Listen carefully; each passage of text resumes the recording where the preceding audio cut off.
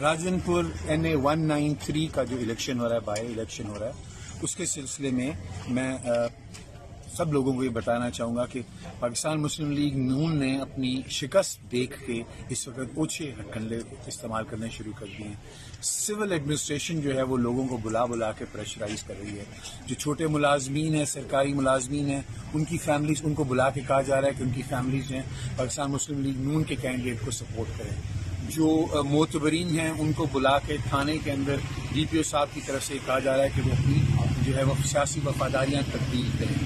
میرے خیال میں ان چیزوں سے لوگوں کو جو ڈرایا جا رہا ہے، اس سے پاکستان تحریک انصاف کی پاپولر ہونے کی مزید ایک ایویڈنس سامنے آتی ہے۔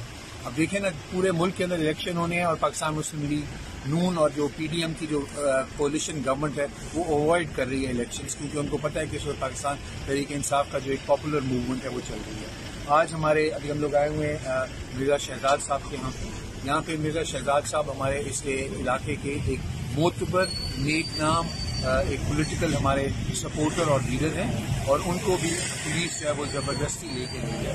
اسی طرح کل ایک اور ہماری معتبر فیملی ہے قرائی فیملی، ان کے رقبوں کے اوپر اس طرح قبضہ کر دیا گیا ہے۔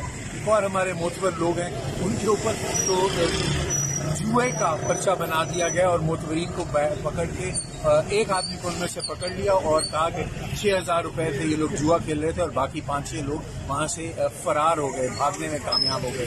پولیس نے چھاپا مارا اور وہ بھاگ گئے وہاں سے، اور ان میں سے ایک بزرگ تو ایسے ہیں جو کہ چلنے سے بھی ذرا معذور ہیں۔ تو عجیب و غریب قسم کا ایک ماحول بنا ہوا ہے یہاں پہ، اور آخری کچھ دنوں میں اپنی جو ہے شکست دے کے بوکھلائی ہوئی ہے پاکستان مسلم لیگ نواز۔ اور مجھے افسوس اس بات کا ہو رہا ہے کہ اس کے پیچھے میرے ہی ایک عزیز اویس لغاری صاحب ہیں۔ جب آپ کا کوئی بھائی بھی غلط حرکت کرے تو آپ کو شرمندگی ہوتی ہے، آپ کا ایک عزیز اگر ایسی حرکتیں کر رہا ہو تو اور زیادہ شرمندگی ہوتی ہے۔ ہمارا خاندان کبھی اس قسم کی چیزوں میں انوالو نہیں تھا، ہمارے ہاں تو ہمیشہ عزت، پیار اور محبت والا ایک رشتہ ہوتا تھا لوگوں سے۔